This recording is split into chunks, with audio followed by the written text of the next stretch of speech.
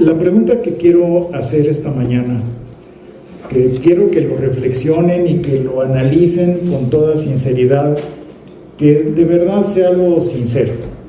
¿Cuál es la meta que tienes en tu vida? El propósito a lo mejor ya lo saben, pero ¿cuál es la meta? ¿Qué meta tienes en tu vida? Es algo que debemos de considerar, porque ¿de dónde surgen las metas? Pues nacen de nuestros sueños, ¿verdad? ¿Qué es lo que yo quiero hacer en mi vida? Me tengo que trazar un plan para saber que voy a cumplir con esa meta. ¿Y cuál es la meta que yo quiero tener? Para poderlo alcanzar yo debo de considerar qué quiero, qué es esa meta. Puede ser en relación a las finanzas, puede ser en relación a mi matrimonio, con los hijos, puede ser en relación a mi profesión. ¿En qué está basada tu meta? La meta más importante que tú puedas tener. Entonces, tienes que considerar qué quieres realmente dentro de tu vida. Porque si tú no lo tienes establecido como una meta, pues no vas a llevarlo a cabo. Nunca vas a poder lograrlo. Entonces, tenemos que ver cuáles son las metas o cuál es esa meta principal que tú debes de tener. Entonces, vamos a orar para poner este tiempo en el Señor y que Él sea quien hable en nuestras vidas. Señor, solo tú puedes ver en nuestro corazón. Nadie más puede hacerlo, Señor.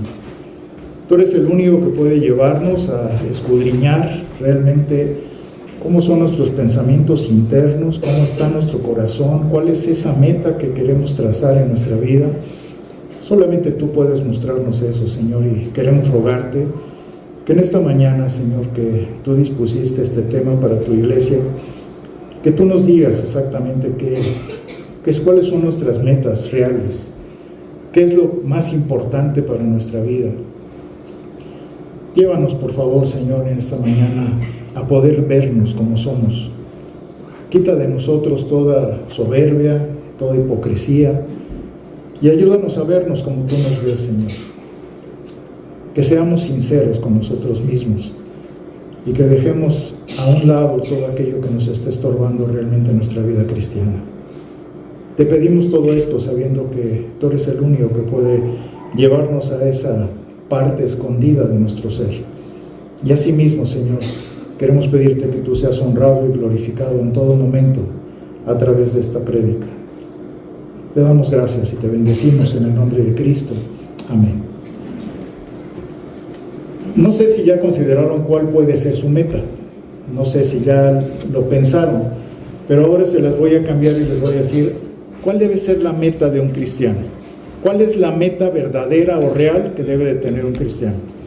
Y a lo mejor algunos van a pensar, pues, hacer 5 devocionales al día, ayunar, a lo mejor no faltar a la congregación, nunca venir todos los domingos, orar, leer la Biblia, no sé cuántas cosas o fábulas podemos tener en nuestra mente en relación a cuál es nuestra meta como cristianos. No sé si ya la identificaron. La meta es muy diferente al propósito. El propósito lo vemos en Romanos 8:29, en donde nos habla claramente el Señor de que antes de la fundación del mundo Dios nos predestinó para ser hechos conforme a la imagen de nuestro Señor Jesucristo. Ese es el propósito.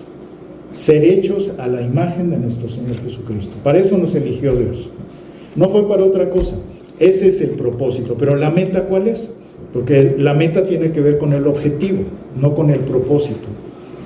¿Cuál es la meta que nosotros debemos de trazarnos como cristianos en la vida? Y es algo que debemos de tener ya, saberlo, porque si no lo sabemos, estamos perdidos. No sabemos a dónde vamos. Es como cuando definimos en la iglesia, ¿cuál es la filosofía bíblica de ministerio? ¿Qué vamos a hacer en la iglesia para que la iglesia funcione como Cristo quiere? Eso es la meta que nosotros debemos de tener para nosotros mismos. ¿Cuál es la meta que tú ya has decidido, que has definido para tu vida? Y a lo mejor todos están equivocados en su meta. No nos damos cuenta a veces. Pero ¿por qué no le preguntamos mejor al Señor Jesucristo cuál es la meta que Él definió para nuestra vida desde un principio? Acompáñenme por favor a Mateo capítulo 6, versículo 33. Y ahí es donde está la meta que el Señor nos pide que tengamos. Y vamos a identificar que nosotros no podemos progresar en nuestra santificación si no tenemos esa meta. Podemos buscar por muchas maneras el querer ser o buscar la santificación, que esa debe ser nuestra realización como cristianos, pero no la podemos llegar a tener si no sabemos cuál es nuestra meta. Y aquí nos la dice el Señor Jesucristo claramente: mas buscad primeramente el reino de Dios y su justicia, y todas estas cosas os serán añadidas. Esa es la meta. ¿La sabías? ¿La conocías? Hemos leído este pasaje infinidad de veces, pero no lo hemos definido como nuestra meta. Esta es nuestra meta. Esa es la que el Señor Jesucristo designó para cada uno de nosotros como cristianos. Y esta debe ser, todos los días de nuestra vida nosotros debemos de estar metidos realmente en esta meta. ¿Qué significa realmente buscar el reino de Dios y su justicia? Y eso es algo que vamos a tener que entender, porque cuando dice busquen el reino de Dios, fíjense cómo va ligado el reino de Dios y su justicia. Van unidos las dos partes. Pero primeramente tenemos que ver cómo buscar el reino de Dios. ¿Cuál es ese reino de Dios? ¿Cómo lo buscamos? ¿Cómo lo entendemos? Cuando dice buscar, fíjense que es un modo imperativo, o sea, es un modo de orden. Dios nos está diciendo, busquen, es modo imperativo, pero también está en presente. O sea, sigan buscando, es lo que significa. Sigan buscando el reino de Dios todos los días de su vida. No desperdicien sus ideas, todas las cosas con las que ustedes viven, sino con esto. Esto debe ser lo más importante en nuestra vida. Ahora, en el Nuevo Testamento, la palabra reino siempre tiene que ver con gobierno, autoridad. Eso es lo que significa reino. El reinado de Cristo, el reinado de Dios. Entonces, no podemos estar buscando un lugar, porque no es cuestión de buscar un lugar, porque el reino de Dios todavía no es establecido en la tierra. Pero sí debemos de buscar su gobierno en nuestra vida. Y esa es la diferencia. ¿Está gobernando Dios toda tu vida? Tus pensamientos, tus sentimientos, tus emociones, tu voluntad, ¿la está gobernando Dios? ¿O la estás dejando a que sea gobernada por ti mismo? O sea, el timón de tu vida la sigues llevando tú. ¿Sigues tú vas en el volante de tu vida todavía? ¿O estás permitiendo que sea Dios quien lo haga? Esa es la diferencia que hay. Entonces, la prioridad que está poniendo Dios en nosotros es que busquemos el reino, que busquemos que el gobierno de Dios esté gobernando toda nuestra vida, que todo lo que somos lo esté gobernando Dios. Esa es su prioridad y debe ser nuestra prioridad todos los días de nuestra vida. Ahora, ¿cómo buscamos su justicia? Porque esa es otra cosa diferente. La búsqueda del reino está ligada, como les decía, por la justicia de Dios.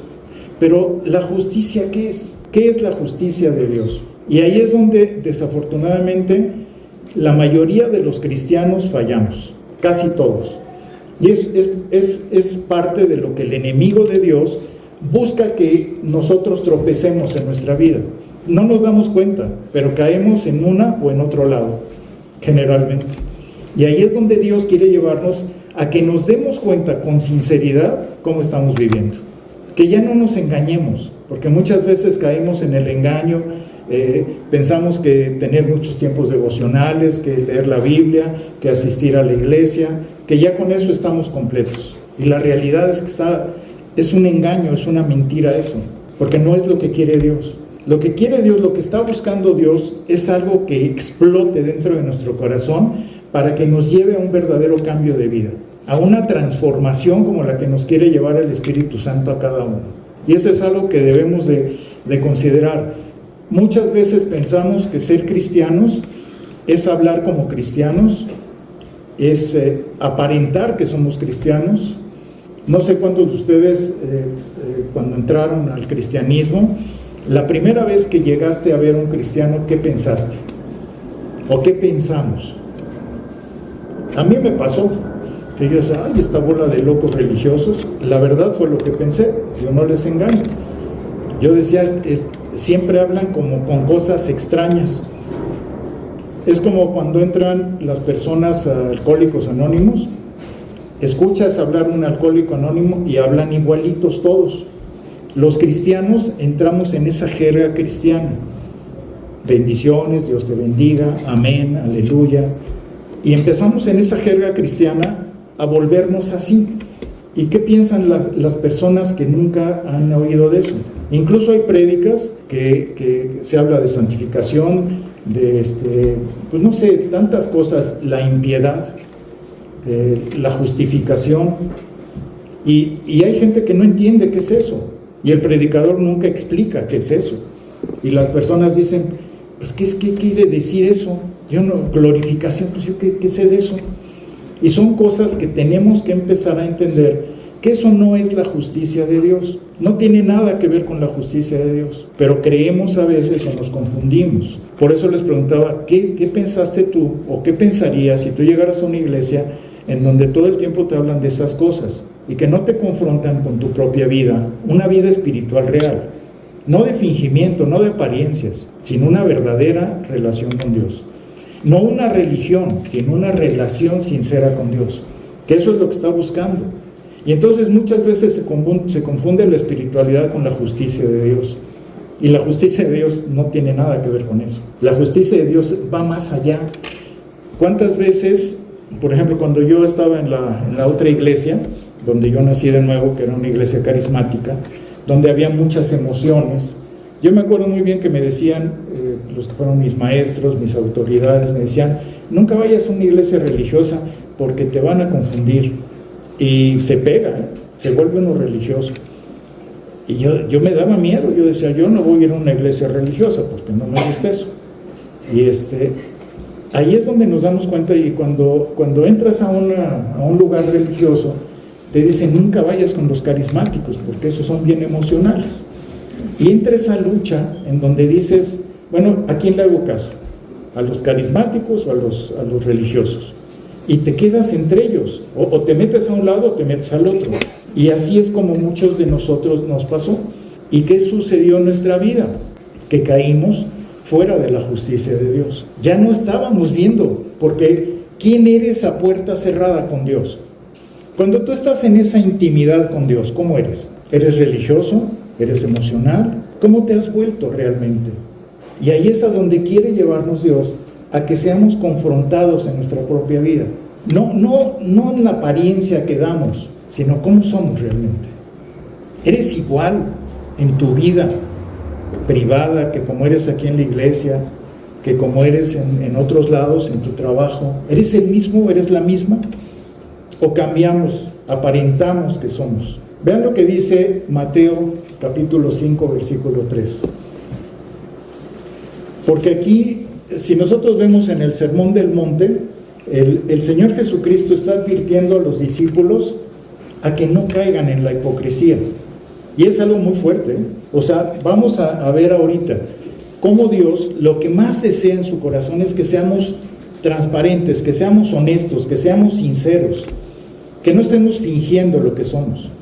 Dice, bienaventurados los pobres en espíritu, porque de ellos es el reino de los cielos. ¿Quiénes son los pobres en espíritu? Los que saben que sin Dios no sirven para nada, que sin Dios no puedes hacer absolutamente nada. Lo contrario, obviamente, es la autosuficiencia. El creer que yo puedo hacerlo, yo puedo lograrlo, yo voy a conseguirlo. ¿Y a dónde nos lleva eso? La autosuficiencia, ¿a dónde nos lleva? Pues nos lleva a no ser libres, a no tener una espiritualidad sincera y libre delante de Dios, sino a vivir de apariencias, lo que piensa la gente.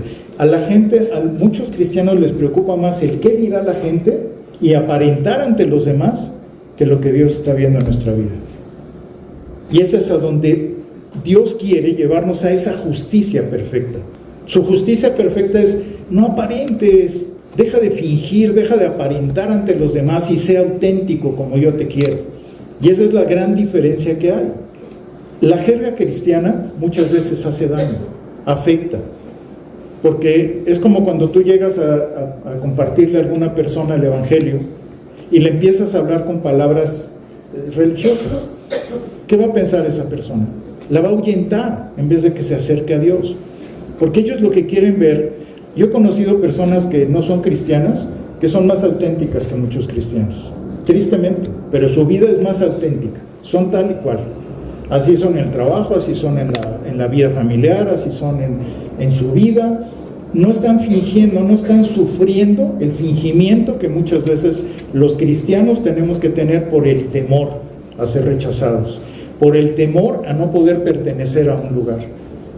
Y ahí es donde Dios quiere llevarnos a esa libertad, a que realmente seamos delante de Él como somos con todo el mundo, sin apariencias, sin fingimientos, sin hipocresías, que es lo que Él quiere.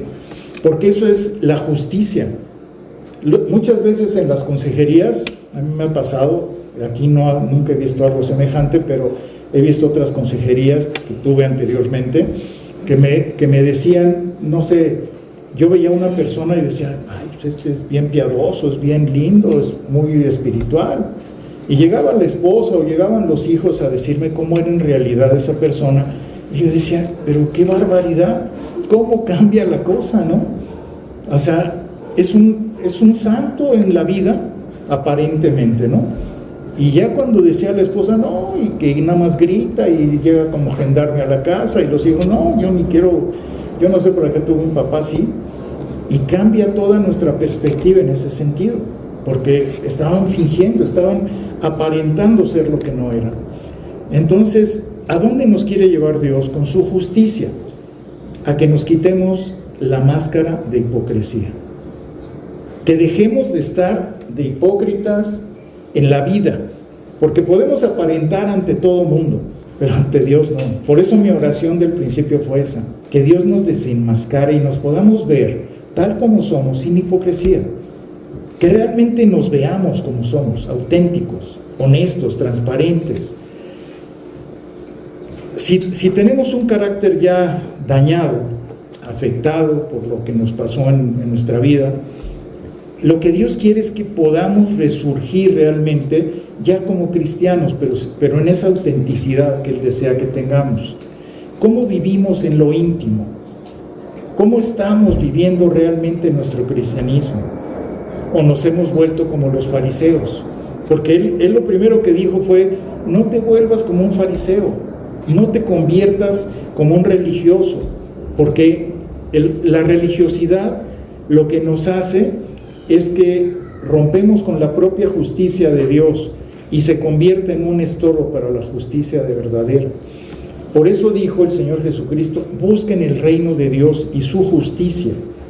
Y muchos caemos en el juego de, en vez de buscar el reino de Dios y su justicia, buscamos el reino del mundo y su justicia. Y fíjense cómo cambia la cosa.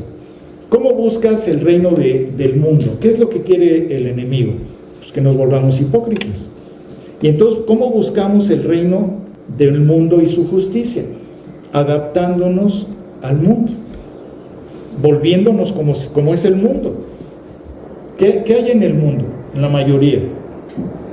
Pues dentro de la justicia del mundo están, como principio, la mentira, la hipocresía, la falsedad, las apariencias, el engaño, el orgullo, la falta de perdón, los abusos, la prepotencia, la deslealtad, la falta de integridad.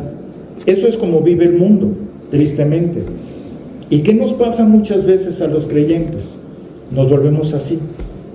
Aparentamos, vivimos en una apariencia, en una burbuja de apariencia, siendo que lo que quiere Dios es que tengamos verdaderamente un cambio de mentalidad.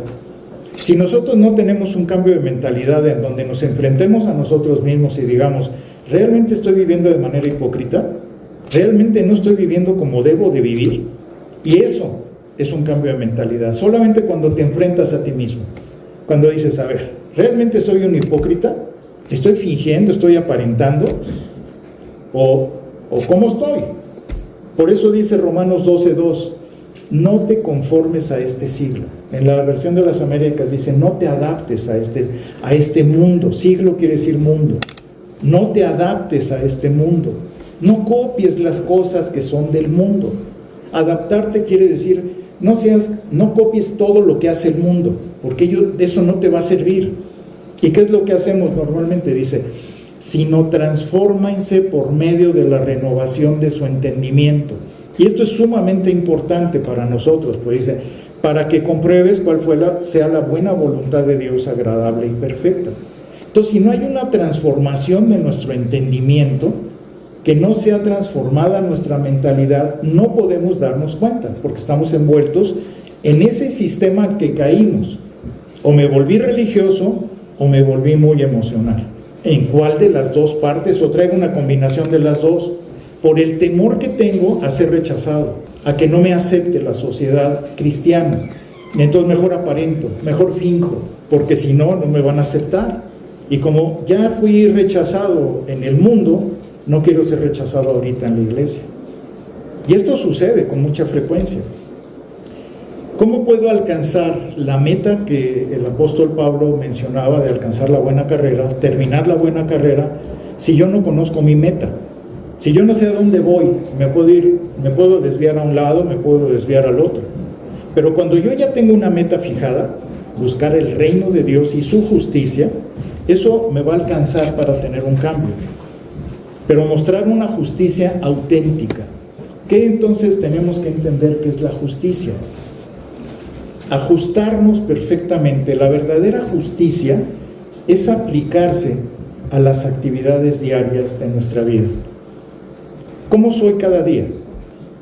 De repente soy un ogro, de repente soy un necio, de repente aparento aquí en la iglesia ser muy bonito y llego a mi casa y grito, soy un neurótico. ¿Cómo estoy viviendo realmente? Todo el tiempo finjo, me quiero vengar, no perdono. ¿Cómo estoy viviendo realmente? Eso es ir en contra de la justicia de Dios. No estoy viviendo como realmente quiere Dios, porque estoy aparentando que soy lo que no soy. ¿Y de qué me sirve todo eso? No he cambiado mi carácter, sigo siendo igual, sigo siendo un enojón, sigo siendo vengativo, cambios absolutos de personalidad, pero en la iglesia soy un santo. ¿Será eso lo que quiere Dios? Así eran los fariseos. Vean lo que dice Lucas capítulo 6, versículo 31. El Señor nos enseñó la regla de oro. En este versículo nos lo enseña. ¿Y cuál es la regla de oro que nosotros deberíamos de vivir como cristianos todos los días? Y como quieran que hagan los hombres con ustedes, así también hagan ustedes con ellos. ¿Piensas en tu prójimo, amas a tu prójimo de esa manera? De que no le haces lo que te están haciendo a ti. ¿Es como tú quieres vivir? ¿O tú le haces a la gente lo que no quisieras que te hagan a ti? Que te hagan esa cara, que te den esa contestación, que se vengan de ti como te vengas. ¿Cómo queremos reaccionar? ¿Cómo queremos ser?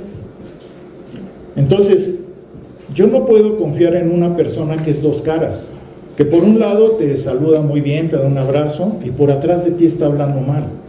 Eso es hipocresía, eso es falsedad.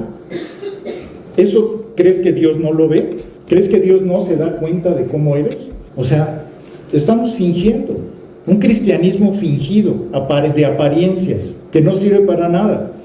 Entonces, ¿cómo son los cristianos religiosos? Los que siempre te contestan con un versículo bíblico. Siempre, toda la vida. ¿Y cómo son los cristianos pasivos? Son los moderados, ¿no? Los que no hacen nada, esperan que Dios haga todo en sus vidas. Entonces, te vas a un extremo o te vas al otro. Y eso es lo que no funciona, porque Dios no quiere eso. Y por eso nos hace una advertencia muy grande. Busquen ustedes Lucas capítulo 12, versículo 1. Se los voy a leer en la Nueva Versión de las Américas, porque aunque tiene más parecido a la Reina Valera, me gustó un poquitito más esta. Dice: entre tanto, una multitud de miles y miles se había reunido, tanto que se atropellaban unos a otros. Jesús comenzó a hablar primero a sus discípulos. Fíjense esto: cuídense de la levadura de los fariseos, que es la hipocresía. En la Reina Valera 60 tiene más apego a la original y dice: guardaos de la levadura de los fariseos, que es la hipocresía. La diferencia es cuídense, guardaos. Bueno, guardaos viene de la palabra griega proseco. ¿Y saben qué quiere decir? Ponte en guardia. Eso significa proseco, ponte en guardia. Como si te fuera a agredir algo que te va a lastimar y tú tienes que ponerte en guardia para que no te pase. Ese es el significado real que tiene. Entonces, el hipócrita usa deliberadamente la religión para que sus pecados no se vean, para que no se descubra su identidad falsa. Ese es un hipócrita, que se está poniendo la religión de apariencia, soy cristiano, para que no se note la falsedad de su vida. Eso es lo que hacían los fariseos, para no permitir que venga un daño a su vida, que no se puedan dar cuenta los demás de cómo soy. Para eso uso la religión. Soy cristiano. Ah, sí, ¿con eso qué? ¿Con eso ya estás aparentando que eres? 1 Corintios, capítulo 5, versículo 6. 1 Corintios 5, 6 dice: ¿no es buena vuestra jactancia? ¿No sabéis que un poco de levadura leuda toda la masa? Los fariseos, no sé cuántos de ustedes, bueno, los que están en el seminario ya lo saben, pero los demás no, era un movimiento religioso que se formó como para tratar de evitar el paganismo que se estaba metiendo en la religión judía. Este movimiento empezó más o menos en el 150 a.C. Y este movimiento lo hicieron para fortalecer que no se perdiera realmente la idea que tenían los judíos de seguir el Antiguo Testamento, de cumplir con todas las reglas de Deuteronomio, sobre todo, que todo eso se cumpliera. Era un movimiento que nosotros podemos conocer ahorita como si fuera el movimiento puritano de aquel entonces. Los puritanos trataban de salvar lo que realmente había enseñado Dios dentro del Nuevo y del Antiguo Testamento. Pero en este caso los fariseos estaban tratando de guardar todo lo que había en el Antiguo Testamento, que no se perdiera. Y este movimiento apareció, no existió obviamente en el Antiguo Testamento, sino que aparece un poquitito antes de la venida de nuestro Señor Jesucristo, 150 años antes, porque el paganismo se estaba dando muy fuerte en la nación judía y empezó como un buen movimiento. Era algo que estaban tratando ellos de defender la pureza del Evangelio, del Antiguo Testamento. Y entonces, por eso se les llamó los fariseos, porque se les conocía como los separados. Están separados de las cosas que están dando de manera equivocada. Eran casi fanáticos de obedecer el Antiguo Testamento. Ellos decían, hay que obedecerlo. Pero también decían que en Moisés no había puesto todo en el Pentateuco, en los primeros 5 libros de la Biblia, y que había tradiciones que Moisés no había puesto, que tenían que cumplirse esas tradiciones. Y ahí empieza el movimiento que se convierte en algo totalmente, por eso decía farisaico, porque era hipócrita. Un movimiento que se convirtió en algo totalmente de hipocresía. La secta de los fariseos, pues querían cubrir el sacerdocio, la justicia, todo lo que estaba implícito en el Antiguo Testamento de manera correcta. Pero el problema que tenían ellos y que el Señor Jesucristo se había dado era que su levadura, que era la hipocresía, iba a infectar a todos los demás. Y eso es lo que sucede con la religiosidad. Cuando uno se vuelve religioso, se convierte en hipócrita, porque eso es lo que desafortunadamente trae consigo. Vean lo que dice Mateo capítulo 5, versículo 20. Porque os digo que si vuestra justicia no fuere mayor que de los escribas y fariseos, no entrarán en el reino de los cielos. Aquí está hablando el Señor Jesucristo de que hay una justicia diferente. La justicia de los fariseos era diferente a la que Dios enseñaba. Y esta es la justicia que debe de venir primeramente de lo que está en el interior de la persona, no de lo que muestra en el exterior, sino que hay adentro de tu corazón. La verdadera justicia de Dios hace un cambio, una transformación en el corazón. Cambia tu manera de pensar, cambia tu manera de sentir, te lleva a experimentar otra dimensión de fe, completamente diferente. Y eso es lo que hace una transformación. Lo otro es pura apariencia, que era lo que estaba haciendo. La justicia que tenían los fariseos era pura justicia externa, y es a la que no quiere Dios que nosotros vayamos, porque los fariseos estaban seguros, estaban convencidos de que ellos estaban haciendo las cosas bien ante Dios. Ellos estaban seguros, estaban convencidos de eso, pero ellos procuraban justificarse al aparentar ante los demás, viviendo de esa doble apariencia. Era una justicia humana, elaborada obviamente para ellos mismos, para ellos defenderse. Y por eso Mateo capítulo 6, versículo 1 dice: guárdense de hacer su justicia delante de los hombres para ser vistos de ellos. Y esto nos puede suceder a nosotros.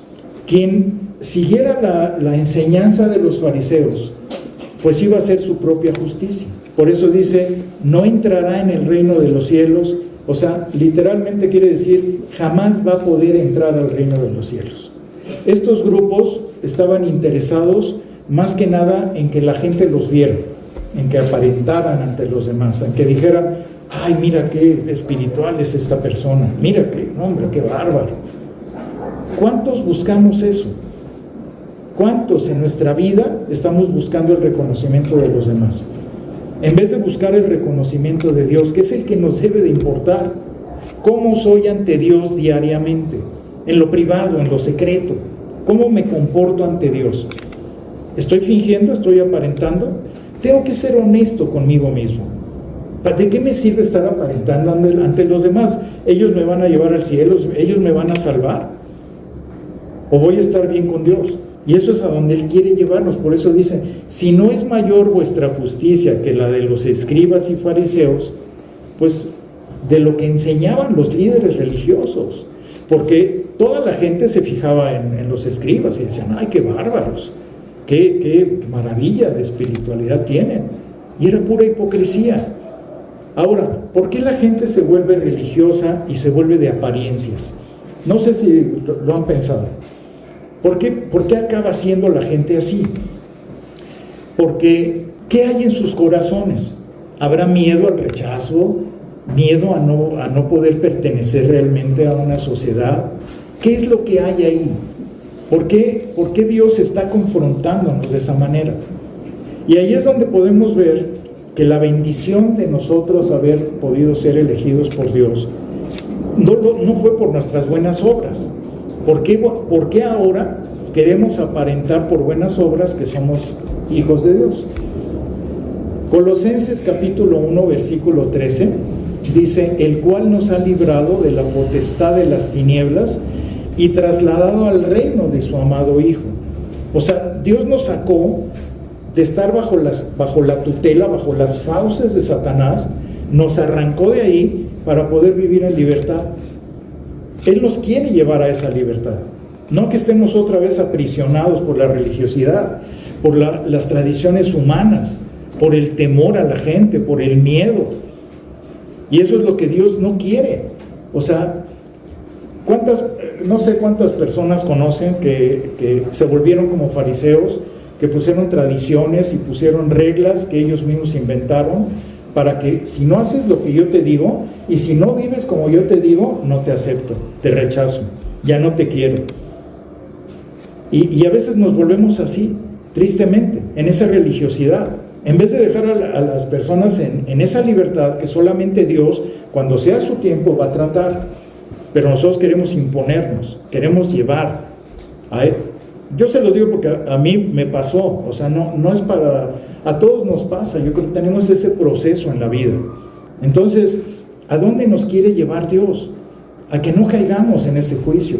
¿Cómo eran los fariseos en tiempos del Señor Jesucristo? ¿Han pensado? ¿Cómo eran los fariseos? Eran los mejores evangelistas. Fíjense cómo tenían cualidades muy buenas. Eran muy buenos evangelistas. Pero fíjense lo que les dijo el Señor Jesucristo. Mateo 23:15. El Señor Jesucristo pues podía ver los corazones, podía ver cómo era la gente. Y veamos aquí cómo les dice que eran. Ay de ustedes, escribas y fariseos hipócritas, porque recorren mar y tierra para ser un prosélito. Y una vez hecho, le hacen 2 veces más hijo del infierno que ustedes. Qué fuerte, ¿no? Porque Ellos viajaban grandes distancias con tal de convertir a una persona al judaísmo, pero que hiciera como ellos querían las cosas. Así vivían ellos. ¿Qué hacen en algunas iglesias? Son excelentes evangelistas, los que se dicen carismáticos.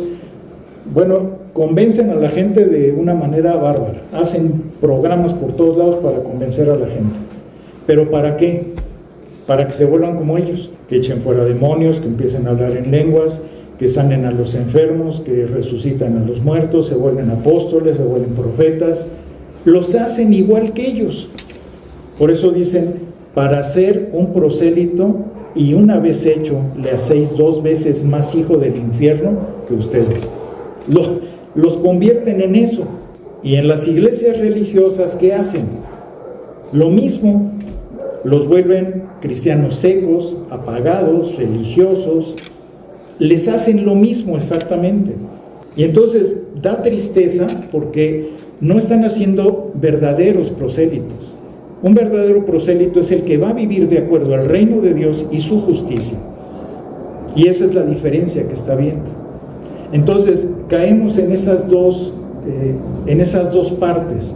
O te vuelves carismático y te vuelves emocional y enseñas eso, o te vuelves religioso. Y entonces te quedas seco, ya no alabas a Dios, ya no agradeces a Dios, ya vives en esa sequedad espiritual, tristemente. Y a donde nos quiere llevar Dios es a ese equilibrio, a esa justicia perfecta que tiene Dios. Y esa es la diferencia, por eso dice, les hacéis 2 veces más hijo del infierno que ustedes. O sea, formaron otros religiosos, pero a su manera.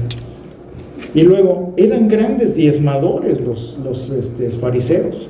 Ellos realmente diezmaban. Eran muy escrupulosos en su diezmo. Eran hasta de veras muy buenos. Pero, y hasta tendríamos que aprender de ellos en algunas cosas, pero vean lo que dice Mateo 23:23. Ay de vosotros, escribas y fariseos hipócritas, les vuelve a decir hipócritas, porque diezmáis la menta y el eneldo y el comino, y dejáis lo más importante de la ley, la justicia, la misericordia y la fe. Los fariseos cayeron en la trampa de hacer todo, pero sin tanta importancia, sin tener realmente, sin poner importancia a lo que valía, a lo que cubría. Aunque sí podemos aprender cosas de ellos, ¿no? Porque se han hecho encuestas de ver cuántas personas realmente son diezmadoras de los cristianos. Los más diezmadores son los mormones, porque les quitan por ley el 10% de su salario. Se los quitan así, van directamente. Tú quieres ser miembro de mormón, pues vas a la empresa y les dices que vas a dar el 10% y que te lo quiten de una vez.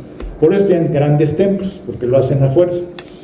Bueno, está calculado que de todos los cristianos, el 96% no diezman el 10% o más, solamente el 4%. Eso es lo que realmente, los verdaderos diezmadores es el 4% de los cristianos.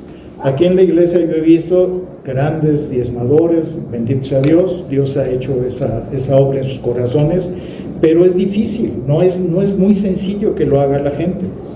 Y en cambio los fariseos sí lo hacían, ellos diezmaban el 10% o más. Entonces tenemos que ver eso, ¿no? Otros, ¿cuántos caen en el juego de decir, no, yo no voy a dar en la iglesia porque se gastan el dinero los líderes en lo que quieren? Unos piensan así, otros piensan, yo solo voy a dar a la gente pobre para que ellos, ahí yo lo voy a dar. Es su rebeldía, el decir yo no obedezco, y siguen haciendo las cosas como ellos quieren, en su autosuficiencia. Pero vemos que los verdaderos fariseos eran grandes diezmadores. Ahora, eran grandes hombres de oración. Ellos de verdad demostraban muchísima piedad en sus oraciones. Pero ¿saben qué era lo que hacían? Ellos escribían sus oraciones y luego las decían en público, las leían. ¿Para qué? Pues para que la gente, qué bárbaro, qué bonito ora esta persona. Pero ve nada más qué preciosidad de oración, de corazón. Pero la estaban leyendo. Era un fingimiento, una hipocresía. ¿Por qué no oras de lo que sale de tu corazón? ¿Por qué tienes que leerla? Y eso es lo que hacían los fariseos. ¿Para qué? Para que todo el mundo les aplaudiera y les dijera: qué bárbaro, qué piadoso es este fariseo. ¿Cuántas veces hacemos lo mismo? En vez de que la oración salga de tu corazón, que salga de lo que verdaderamente sientes, que no sabes orar, no importa. Dios está viendo esa intención. Dios está viendo lo que está dentro de ti, no el fingimiento que tienes para que te reconozcan los demás. Esa es la diferencia. Vean lo que dice Mateo 23, 27. Ay de vosotros, escribas y fariseos hipócritas, porque son semejantes a sepulcros blanqueados, que por fuera, a la verdad, se muestran hermosos, mas por dentro están llenos de huesos de muertos y de toda inmundicia. ¿Cómo está tu vida de oración? ¿Le pones interés realmente a tu oración? ¿Te conectas algún lunes o algún jueves? ¿Le das ese tiempo a Dios para realmente estar en esa comunión entre nosotros, entre los hermanos? ¿O no tienes ese tiempo para Dios? Qué fuerte, ¿no? Pero es una realidad. La oración que nos enseña el Señor Jesucristo nos muestra 4 puntos específicos ahí cuando nos da el Padre Nuestro. Primeramente, que antes de orar en público debemos de orar en secreto. Con esa puerta cerrada, meterte y orar con Dios y platicar con Dios y decirle todo lo que está pasando en tu vida. Lo segundo es que debemos de orar con toda sinceridad. Ante Dios no podemos fingir. Ante Dios tenemos que ser totalmente transparentes y decir: Señor, me está pasando esto, me está pasando aquello, estoy actuando de esta manera equivocada. Lo tercero es orar de acuerdo a la voluntad de Dios. No a mi voluntad, sino a la voluntad de Dios. Y lo cuarto, que es sumamente importante, es orar con un espíritu perdonador. Si yo tengo rencor contra alguna persona, si yo estoy enojado contra alguna persona y me pongo a orar, pues estoy aparentando, estoy fingiendo. Primero perdona y después ve y ora al Señor. O porque no quieres perdonar. ¿Qué es lo que está en tu corazón que no te lleva a perdonar? ¿Está podrido tu corazón y quieres ir con el Señor? Entonces primero pídele al Señor que te ayude a perdonar. Eso es lo primero, y estamos fingiendo, estamos aparentando. Estás orando y estás hablando mal de ese hermano, estás acusando a aquel hermano, estás diciendo cosas de ese hermano. Primero perdona y después ora. Lo dice claramente la palabra, ¿verdad? Pero vean otra cosa, los fariseos leían la palabra. Ellos eran buenos lectores de la palabra, todos los días. Ellos eran doctos en teología, se sabían la Biblia de memoria, te recitaban versículos de memoria. ¡Qué bárbaro! Tenía mente fotográfica todos. Pero ¿y de qué servía que te dictaran los versículos si no los aplicaban a su vida? ¿De qué sirve que te digan tantos versículos si no los pones por obra en tu corazón? Eso es lo importante. Eran rivales acérrimos entre los fariseos y los saduceos. Estaban enojadísimos entre ellos. ¿Qué es lo mismo que pasa ahora entre los carismáticos y los religiosos? Hablan pestes unos de otros y otros de los otros. En vez de decir, bueno, pues es mi hermano en Cristo. ¿Por qué tengo que estar hablando pestes de este si es mi hermano en Cristo? Yo me acuerdo que algunas personas que conocí decían, cuando yo les dije, yo estuve en amistad cristiana, y en vez de decirme así, me decían, enemistad cristiana. O sea, ¿qué es eso? Hay hermanos ahí que son verdaderos, hay hermanos en Cristo. ¿Por qué tienes que hablar mal de ellos? O de los otros. No vayas con los religiosos, están re locos. O sea, así vivimos, es nuestro mundo cristiano, ¿verdad? De apariencias. En vez de decir, pues yo me voy a comprometer a ya no estar hablando mal de los demás, ¿no? Vean lo que dice 1 Samuel 16:7, que ya lo conocemos muchos. Y Jehová respondió a Samuel: no mires a su parecer, ni a lo grande de su estatura, porque yo lo desecho. Porque Jehová no mira lo que mira el hombre, pues el hombre mira lo que está delante de sus ojos, pero Jehová mira el corazón. O sea, Dios no ve la apariencia exterior, no ve lo que tú estás fingiendo, aparentando ante los demás. Dios lo que está viendo es lo que está dentro de ti. Él lo que quiere ver realmente es que esas acciones que tú haces no sean para ganarte el aplauso de los demás, sino lo haces porque tu corazón realmente lo tiene así. Dios ha transformado tu corazón de esa manera que quieres agradarlo a Él, que quieres honrarlo, quieres glorificarlo con tu vida. Esa es la gran diferencia. Si nosotros vemos ahora en nuestro tiempo actual, y yo te hiciera una pregunta, ¿te estás identificando con los fariseos? Sinceramente, ¿te estás viendo de un lado o del otro? ¿Cómo te estás viendo a ti mismo realmente? Porque a veces decimos, no, este sí parece fariseo, pero ¿tú realmente estás viviendo así? Las estadísticas señalan que hay un gran vacío, pero gran vacío en la vida tanto de los evangélicos como de los carismáticos. ¿Por qué? Porque tenemos que ver, y eso es algo que tenemos que confrontarnos a nosotros mismos, estoy viviendo en falsedad. Vengo a la iglesia, vengo los domingos, estoy aquí, vengo los miércoles, entro a la oración, pero ¿cómo está mi vida? ¿Cómo es mi vida delante de Dios? Con toda sinceridad, ¿cómo soy? Sin ya no finjas, delante de Dios, porque Dios sabe cómo somos. Puedes decir, soy el mismo aquí que delante de Dios en todo momento, o vivo de apariencias. Me interesa más que nada el aparentar, el que vea a la gente qué lindo soy. Me acuerdo cuando me decían, cuídate de no ir a las iglesias religiosas, porque eso va a estorbar para que no puedas tú transmitir un verdadero conocimiento a las personas a las que les predicas. Y era cierto, porque en vez de atraer, cuando ven que es una persona religiosa, pues no atrae eso. O sea, dicen, no, yo no quiero nada. Y los otros decían, no te acerques a los carismáticos, porque esos son pura emoción y no toman en cuenta a Dios. Y también es cierto, hay cosas que son nada más emocionales. ¿Qué tenemos que hacer nosotros a esta iglesia que Dios quiere transformar a cada uno de nosotros? ¿Qué tenemos que hacer? Buscar el reino de Dios y su justicia. Es lo primero que tenemos que hacer como meta en cada uno de nosotros. Deja a los demás, en ti, en cada uno de nosotros. Que esa sea nuestra meta. Ahora, ¿cuál es el antídoto para no caer en ninguno de los dos extremos, ni religioso ni carismático? ¿Cuál es el antídoto? La justicia de Dios.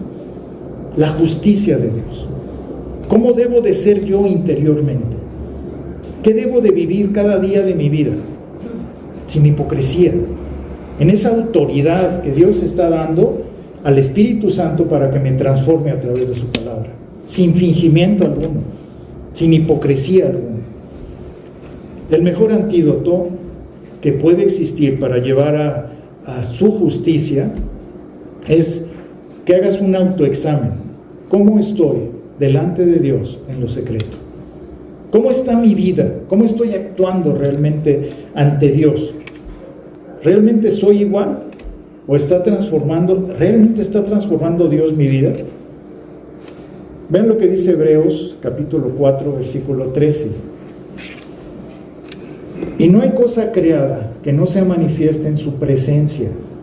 Antes bien, todas las cosas están desnudas y abiertas a los ojos de aquel a quien tenemos que dar cuenta. Todas las cosas están desnudas y abiertas a los ojos de Dios. A Dios no lo podemos engañar. Ante Dios no podemos fingir. ¿De qué sirve que quieras quedar bien con todo mundo y que con Dios no quieras quedar bien? Que no quieras tener una vida transparente delante de Él, de ser auténticos, honestos delante de Él y decirle, Señor, así soy. Tengo esto mal, está mal en mí. Tengo que cambiar eso, porque eso no honra a Dios. Eso no glorifica a Dios. Esas actitudes, esas pasiones, ese carácter, tiene que ser transformado y yo tengo que colaborar con el Espíritu Santo para que eso cambie. No puedo seguir siendo igual. ¿O voy a seguir siendo igual de hipócrita toda mi vida? Yo les puedo decir, yo fui bien hipócrita. Yo de lo que más batallaba era de la hipocresía en mi vida pasada. Cuando yo fui converso, yo era súper hipócrita. Me gustaba ser hipócrita, estaba orgulloso de ser hipócrita. De verdad. Y cuando uno nace de nuevo, pues sigue ahí la cosita, ¿verdad? Como que no nada más es la varita mágica y se acabó la hipocresía. No, cuesta trabajo. Y tiene uno que ser confrontado por el Espíritu para que empiece a haber un verdadero cambio interior en uno. Y entonces, solamente cuando le decimos a Dios de cara a cara, Señor, ayúdame a quitar la hipocresía de mi vida. Solamente así. Ayúdame, Señor, y quita la hipocresía de mi vida. Porque si no, no puede pasar. Si nosotros no le pedimos ayuda a Dios, lo único que puede cambiar la hipocresía en nuestra vida es su poder, su gracia. Pero tiene que haber un cambio de mentalidad. Y ese cambio de mentalidad es solamente cuando nosotros le pedimos ayuda a Dios. Por eso yo quiero que ustedes en este momento, hoy vamos a participar de la Cena del Señor. Yo quiero que ustedes piensen en esto en su casa, no ahorita. ¿Cómo soy realmente en lo íntimo? Hagan un autoanálisis honesto, sincero, no vas a quedar bien con nadie, es contigo mismo. ¿Cuál es mi reacción a la palabra deber? ¿Cuán visible es mi vida ante Dios? ¿Me he vuelto religioso o ceremonial? ¿Estoy utilizando la jerga cristiana con los incrédulos? ¿Y creo que está bien eso? Pues no, lo estás alejando. ¿Me parezco a los fariseos? ¿No estoy buscando el reino ni la justicia de Dios? Hoy vamos a disfrutar de la cena, de ser invitados a la cena del Señor, que es estar en su mesa. El Señor está aquí con nosotros. Tenemos que ser totalmente honestos con Él. Ya basta, el Señor no quiere seguir que vivamos en esa hipocresía, en esa falsedad, en esa apariencia. Yo a veces escucho a la gente que dice, ay, estuve a punto de esto, estuve a punto del otro. Hijo, ¿qué hubiera pasado si me caigo? ¿Qué hubiera pasado si me ven? ¿Y qué te importa si Dios te está viendo? Lo más importante es quedar bien con Dios, no con los demás. Los demás no vas a estar con los demás en esa presión, viviendo en esa presión, porque es pura falsedad. Tienes que quedar bien con Dios y su justicia. Es el que debe importarte. Su reino y su justicia, su gobierno está en tu vida, está en tu corazón su gobierno. ¿Tratas de vivir para Él todos los días de tu vida? Esa es la diferencia. Entonces, quisiera pedir que meditemos un poquitito en esto que les voy a decir. Y mientras tanto vamos a escuchar un canto que se llama Sinceridad, para que realmente meditemos. Mientras van entregando los elementos, por favor, y concéntrate en esto. ¿Mi relación con Dios es verdaderamente sincera? Analiza eso. ¿Tu relación con Dios es verdaderamente sincera? ¿Estoy viviendo bajo mi propia justicia? Muchas gracias. ¿Estoy viviendo bajo mi propia justicia? Analiza eso. ¿Vives de apariencias? Y si es así, por favor dile a Dios que te ayude. Si te das cuenta que eres un hipócrita, con toda sinceridad, pídele ayuda a Dios. No te quedes así. No sigas viviendo de apariencias. Pídele a Dios que te ayude a vivir esa vida de integridad, de honestidad y de sinceridad. El capítulo 26 del libro de Mateo dice: y mientras comían, tomó Jesús el pan y bendijo y lo partió y dio a sus discípulos y dijo: tomad, comed, esto es mi cuerpo. No sé si han visto por qué lo partió. Él cambió la Pascua por un nuevo pacto, por una nueva disposición en su vida, y dijo, y lo partió, porque así iba a ser partido su cuerpo, iba a ser deshecho su cuerpo por causa nuestra, porque Él permitió que su cuerpo fuera lastimado de tal manera para que cada uno de nosotros pudiéramos tener una vida diferente. que fuera transformada realmente nuestra vida. Que vivamos en una vida de sinceridad, sin fingimientos, sin apariencias, sino que regresemos a esa vida que Él quiso para nosotros. Yo puedo ver, por ejemplo, ayer que nos quedamos con nuestros nietos, yo puedo ver la libertad de mi nieto. Él dice lo que dice, él baila como baila, no le importa el qué dirán, no le interesa en lo más mínimo. Así son los niños, libres. Por eso dice, dejen que los niños vengan a mí, porque de ellos es el reino de los cielos. Tenemos que regresar a ser como niños, a vivir en esa libertad, sin vivir de apariencias, de fingimientos. Esa es la diferencia. Y si seguimos nosotros fingiendo, ese partimiento del cuerpo de nuestro Señor no valió la pena, porque seguimos aparentando. Entonces, yo creo que es bien importante que consideremos hoy que estamos tomando la cena, que dejemos esas apariencias, que vivamos realmente día con día como somos, y que todo lo que está equivocado en nosotros se lo entreguemos realmente a Él. Señor, te damos muchas gracias por haber entregado tu cuerpo de esa manera tan terrible que te lastimaron, pero que tú lo hiciste por ese amor que nos tienes, porque querías que nuestra vida fuera transformada, que fuimos elegidos desde antes de la fundación del mundo por ti, para que pudiéramos tener una vida, aunque estamos en este tiempo como peregrinos y extranjeros en este mundo, Señor, pero ayúdanos a vivir como tú lo deseas, a que vivamos sin esas apariencias, sin ese fingimiento religioso, y que podamos verdaderamente ser libres como tú lo deseas. Te damos gracias por poder tomar de esta cena contigo, y te pedimos tu bendición para este elemento. Te damos gracias por darnos. Tomemos del pan, por favor. Y tomando la copa y habiendo dado gracias, les dio diciendo, bebed de ella todos, porque esto es mi sangre del nuevo pacto, que por muchos es derramada para remisión de los pecados.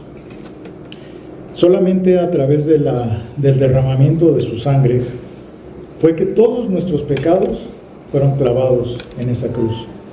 El acta de los decretos contraria a nosotros fue clavada en esa cruz. Él extendió sus manos para que sobre esos clavos y ese madero fuera nuestra acta de decretos, todo lo que era contrario a nosotros, para que ahí se liberara completamente. Por eso dice, para remisión de sus pecados. Eso es lo que tenemos que agradecer a nuestro Señor hoy. Señor, te agradecemos por la bendición tan grande que tú has puesto en nuestras vidas a través de tu sacrificio. Que nunca se nos olvide todo lo que tú has hecho por cada uno de nosotros, que seamos agradecidos, como lo dijo Isaías en el principio a través del Salmo, que tengamos ese agradecimiento honesto para que todo lo que hagamos en nuestra vida siempre sea sabiendo que es gracias a ti, que no es gracias a nuestro esfuerzo, sino por lo que tú has hecho en nuestras vidas. Te damos gracias y te bendecimos, pidiéndote tu bendición para este elemento del jugo, dándote las gracias en el nombre de Cristo. Tomemos el jugo, por favor. Asimismo, Señor, te pedimos tu bendición para cada uno de nosotros, de las familias de plenitud de vida en Cristo, que tú nos vayas llevando de tu mano para que tú vayas construyendo ese hombre y esa mujer que tú anhelas, que cada uno de nosotros tengamos un corazón dispuesto a ti en esa justicia y que tu reino sea el que gobierne cada día de nuestras vidas. Te damos gracias y te bendecimos por todo esto en el nombre de nuestro Señor Jesucristo. Amén.